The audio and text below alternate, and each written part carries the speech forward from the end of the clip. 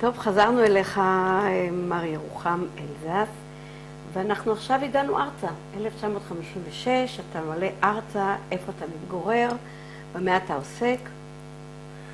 אני מתגורר במעון עולים בירושלים. מעון עולים אז לא היה משהו היום. נכון. והיות וזה היה שבוע ימים לפני פרוץ מבצע סיני, אז העיסוק הראשון שלי, שלא היה בשכר, זה היה לנסות ולחפור חפירות בשביל תושבי הבית, מתחת לבניין שם, כדי שאפשר יהיה לברוח במקרה הצורך, כי חשבו שהירדנים גם כן יעשו משהו. כבר אז עבדת, התחלת להתנדב. זה היה, נאמר, גם להתנדב וגם להיות מנודב. מנודב, זה בהחלט. ואז פורצת מלחמת סיני. כן. ואחרי זה אתה בן כמה? ב-56 הייתי בן 22. ואתה מתגייס לצבא? לא, עוד לא, כי הם לא רצו אותי, כי אני לא ידעתי מספיק עברית. והיה קשה מאוד למצוא עבודה באותו זמן, משום שאנשים היו בחזית, והעסקים נפגעו קשה זה עוד ולא עבדו כל כך. היה צנע, זאת אומרת, התוצאות של... זה היה עוד תוצאות של צנע, כן, בהחלט. אבל בסופו של דבר קיבלתי עזרה דרך מישהו מהארגון לעולי מרכז אירופה. זאת אומרת, הייקס. כן. והם הביאו אותי, הם שלחו אותי לחברה שהייתה נקראת אז הייליגר ושותפיו. זה היה בית מסחר גדול לאותם הימים, בספרות רפואית בעיקר. אבל גם דברים אחרים קצת, אבל לא ספרות. ספרות רפואית וקצת גיאולוגיה נדמה לי בחו"ל. כן. האנשים שעבדו שם ידעו רק גרמנית. מלבד שניים, שאחד מהם דיבר גם עברית וגם רומנית, והשנייה דיברה גם הונגרית וגרמנית. אבל כל היתר... היית בחברה טובה. הייתי בחברה מצוינת. אני הייתי המומחה לעברית, תתארי לך. ואיפה למדת עברית? באולפן? או במקום עצמו? עדיין לא, אבל אני התחלתי אז באולפן ערב של ההסתדרות. בעצם הידיעות היו לי, אבל היה קשה לגייס אותם, כי אני דיברתי עדיין הולנדית או אנגלית או משהו כזה. גם במעון העולים, השפה המובילה לא הייתה עברית. השותף שלי לחדר היה אוסטרלי. אז למדת ממנו אנגלית? אנגלית ידעתי, אבל הכללות שהוא ידע, אני לא ידעתי.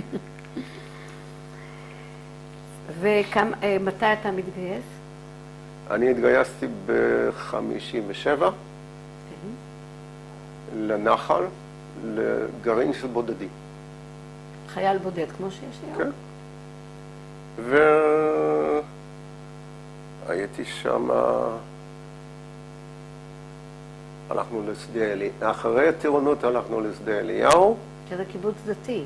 קיבוץ דתי בעמק בית שאן, ואחרי 6 חודשים שם שלחו אותנו לטירת צבי, ששם האווירה הייתה טובה יותר אז. למה הכוונה? ההתייחסות של אנשי המקום לחיילי הנחל... לחיילי הנחל או לניצולים? לחיילי הנחל. ניצולים לא נכנס לעניין הזה בכלל. בכלל. הייתה הרבה יותר סבירה בטירת צבי מאשר בשדה אליהו. בשדה אליהו הם התאכזרו בנו. טוב. במרכאות. כן, כן. אני רוצה לשאול בקשר לניצולי שואה, זה חשוב, כי בניצולי השואה שהגיעו ב-48 ו-50 קיבלו את המכה ה-81, כמו שאומרים, שלא האמינו להם ולא ידעו וכו'. לא האמינו, לא שלא ידעו, כי מה קרה? לא, לי זה כבר לא קרה. כי הם כבר עברו את המכת אש. בדיוק. אותך כבר הם קיבלו, גם חוץ מזה היית הולנדי כן, כן, זה לא... זאת לא הייתה בעיה. לא נתקלת בבעיות של חוסר אמינות. לא. אתה מגיע לטירת צבי ופוגש? לא. עוד לא. לא פוגש אותה.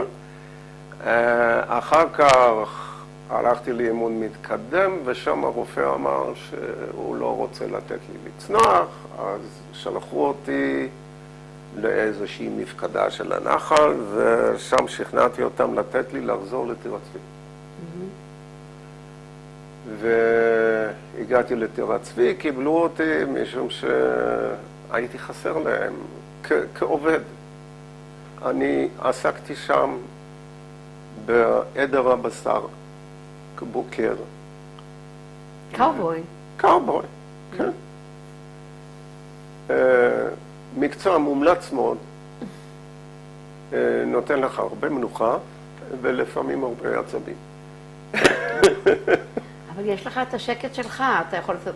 אז לא ידעו על מדיטציה, אבל היום זה טוב. רועה צאן במי היית כן?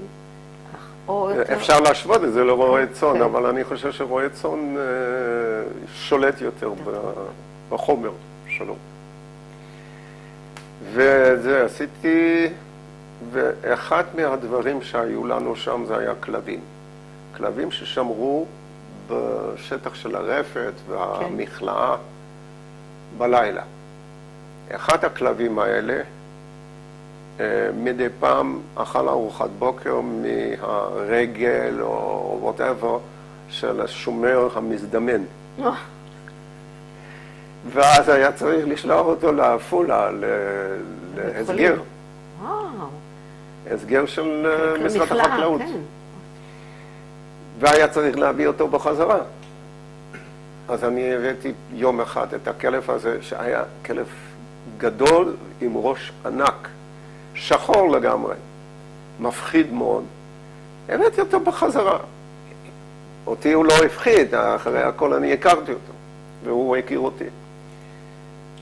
שמח וטוב לב אנחנו מגיעים לתחנה המרכזית של עפולה, ויש שם תור ענק לאוטובוס לבית שאן, שאותו צריך לקחת בשביל להגיע הלאה לטירת צבי. ואת מי אני פוגש שם? את דינה שהכרתי אותה שנה לפני זה, כשהיא הייתה במסגרת הצופים בשדה אליהו, וכתפה שם כותנה תחת העין העירנית שלי. כן, אני הייתי שוטר עבדים שם. הם באו לעזור הרי בקטיף, כן? כן, כן. בתור תנועת נוער, כן? כן. אז התחלנו לדבר, ואני לא יודע מה עשה עליה הרושם, אבל אני בכל אופן דאגתי לה למקום ישיבה ללא בעיות באוטובוס. והכלב? איפה הכלב? נתנו לנו, בגלל הכלב, נתנו לנו להיכנס ראשונים, שלא נפריע לאחרים. זהו. וזאת ההיכרות שלך איתם? וזאת ההיכרות, וזה גדל לנישואים, וזהו. מתי אתם מתחתנים? 61. והמשכתם לגור בטירת צבי? היא לא הייתה בטירת צבי בכלל. היא הייתה, באותו זמן היא הייתה בעין הנציב, וכמה שבועות אחרי זה היא עברה לגבעת וושינגטון ללמוד הוראה. אבל אתם גרתם שניכם, כשניסיתם, גרתם אחד? אחרי הנישואים? אני נסעתי בטירת צבי. אחרי הנישואים בטירת צבי. זה מה שאני שאלתי. כן, כן. אחרי נישואים בטירת צבי, ואז נולדו הילדים בטירת צבי? כן, זאת אומרת, הם נולדו בעפולה כמובן. יש לכם שני ילדים, בן ובת. שני ילדים, בן ובת, הבן נולד שמו? אבשלום. אבשלום נולד? בתשעה באב, ב-62, ואף פעם לא ראית כל כך הרבה נהגים מתנדבים לקחת אותו במקום להישאר בקינות. בקינות של בית... של תשעה באב. והבת הייתה צריכה להיוולד באמצע מלחמת ששת הימים, אבל היה לה שכל לחכות קצת, אז ב-18 ביוני היא נולדה. אז זו הבת, ואתם נשארתם עם הילדים כמה זמן בטירת צבי? עד, מתי היה? 68. 68. ואז אתם יוצאים העירה. אנחנו יוצאים העירה, אחותי הייתה גרה פה, זה את כבר יודעת. כן. אני חיפשתי עבודה וקיבלתי עבודה במשרד הדואר שהיה אז עוד קיים. במחלקה הטכנית הייתי ממלא מקום מזכיר. וזה נתן משכורת אי אפשר למות ממנו, אבל אי אפשר לחיות ממנו גם. אז אחר כך עברתי, אני לא אמרתי לך ממה, כן אמרתי לך, ממה אני חייתי בירושלים בשנה וחצי או משהו כזה. מספרים, אז כשנודע לי שאצל סטימצקי מחפשים אנשים, אז הלכתי לשם. ואחרי זמן קצר סטימצקי הפך אותי למנהל החנות שלו בשם בלבד, כי זה לא היה נכון, בלוד, בשדה התעופה. כי ידעת שפות. בדיוק. ובשדה התעופה החנות נשרפה, והוא לא הצליח לקבל כמעט אנשים שיהיו מוכנים בתנאים מאוד מאוד קשים לעבוד שם. אחת מאלה שעבדה שם, והיא בפועל ניהלה את החנות הרבה יותר ממני, הייתה הבת שלו, הבת השנייה שלו, אליורה, ואנחנו עבדנו איזה חצי שנה שם ביחד. נהנינו מאוד, שנינו, וזהו.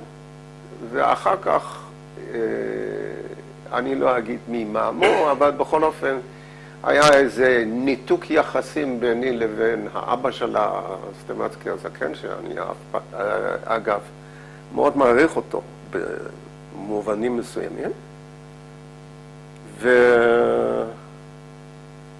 ואז הלכתי לקונקורנט שלו, לברונפמן. עכשיו, ברונפמן בינתיים כבר פשט את הרגל, מתי?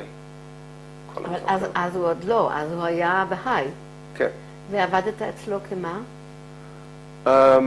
עבדתי אצלו כאיש מחסן ואיש מחירות, אבל בסוף הייתי למעשה אחראי על המחסן ואחראי על בחירת הספרים שנייבא.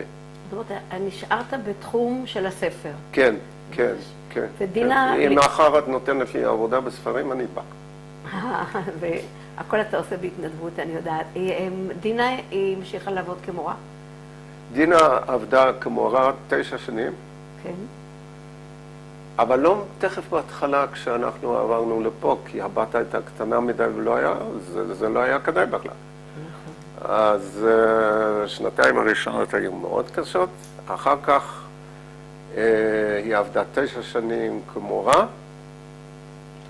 ואחר כך קרה משהו לבריאות שלה והיא העדיפה להפסיק, וזה התאפשר בין היתר בגלל שאני התחלתי לקבל פיצויים. אז אתם חיים מאז, אתם גרים ברמת החן. כן. אז רק תספר לי בבקשה כמה נכדים יש לכם? 8. 8 נכדים שעוברים. 4 אצל האחת, 4 אצל השנייה. אנחנו נראה אחר כך תמונות, אם יהיו לכם. כן. בינתיים אני הייתי מבקשת שתספר לנו בבקשה על עבודת ההתנדבות והעשייה שאתם עושים, אתה ודינה, בדבקות רבה כל כך. מה אתם עושים בהתנדבות?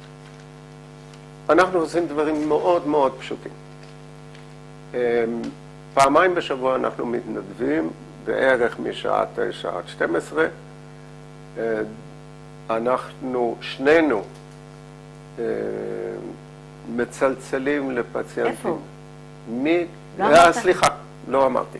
דינה עובדת בהתנדבות באורולוגיה, במרפאה האורולוגית בתל השומר, ואני עובד במרפאה לשיקום הלב בתל השומר. מה שאנחנו עושים היום זה בעיקר לצלצל לאנשים, להזכיר להם שהם צריכים לבוא, או לדחות להם את התור משום שיש שביתה, כמובן. או שיש רופא שאין לו חשק לבוא, זה גם, זה טוב, זה יוצא דופן. אתם עושים את זה קבוע שנים רבות, נכון? אני עושה את זה הרבה שנים, דינה התחילה לפני 4 שנים בערך. אנחנו גם לא תמיד היינו באורולוגיה ושיקום הלב. בכל מיני מחלקות. אנחנו עברנו במשך הזמן כמה מחלקות.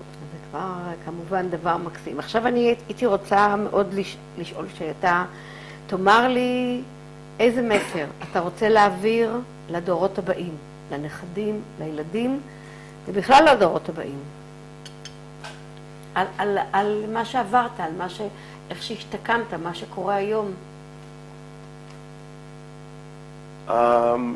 אני לא חושב שלהם צריך להיות חשוב מה שאני עברתי. אתה לא רוצה שהם ידעו? הם יודעים, ואני רוצה שידעו. אבל אני לא רוצה שזה יהיה גורם מכריע בחיים שלהם. הם יודעים מה שעברת, סיפרת להם? כן, כן. אבל המסר זה לא רק הידיעות או הפרטים. מה הרעיון החשוב שעובר? המסר הוא שצריך לחיות. ושצריך לחיות הכי טוב שאפשר.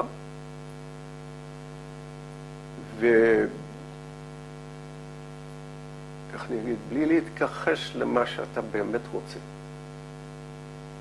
זה הכי חשוב. לעשות מה שאתה באמת רוצה? כן, כי את זה אתה עושה הכי טוב בסופו של דבר, ובזה יש הכי הרבה תועלת. ואף פעם לא להגיד, זה אני עושה בשבילי, תחשוב שאתה עושה את זה בשביל מישהו אחר, כי זה מחייב יותר. מחייב יותר וגם לא אמיתי. לא אמיתי, כי בסופו של דבר אתה לא עושה את מה שאתה אוהב. לא, זה לא נכון. לא. אתה כן עושה את מה שאתה אוהב, אבל אתה עושה את זה קודם כל בגלל שמישהו זקוק לזה. והמסר שלך שתעשה את זה בשביל עצמך. כן. אז אני מודה מאוד, זה חשוב מאוד ורעיון טוב מאוד ליישם אותו. אנחנו יכולים לצלם את התמונות עכשיו או שנצלם? עכשיו אנחנו רוצים מאוד. גם משה הצלם, משה פרידמן, וגם אני, איילת גרוס גפן, להודות לך מאוד על הרעיון החשוב והמעניין מאוד שהענקת לנו, שישמש מזכרת עד לדור ההמשך שלך, וכן ייכנס לתיעוד בספריית יד ושם, בבית הספר ללימודי השואה לטובת הדורות הבאים. אנחנו מאחלים לך שנים רבות של בריאות טובה, עשייה מבורכת יחד עם דינה זוגתך וכל בני המשפחה. תודה רבה מאוד.